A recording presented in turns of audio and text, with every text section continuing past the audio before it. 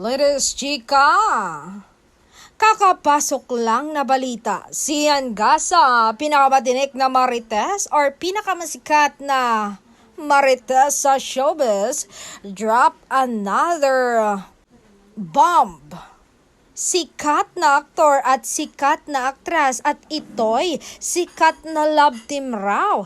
Hiwalay na raw. Grabe, wala na talagang forever. Gulong-gulo na naman ang timeline ng mga mosang matapos mag-post si Christian Albert Gaza tungkol sa kanyang panaginip.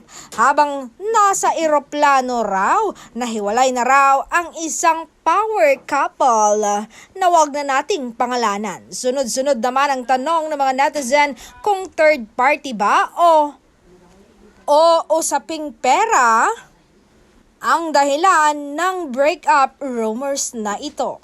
Pero habang busy ang buong internet sa pag-analyze kung may forever nga ba o cloud chasing lang ang nagaganap, may mas malaking plot twist sa totoong buhay na siguradong makakaepekto sa bulsa at pangkabuhayan ng marami nating kababayan.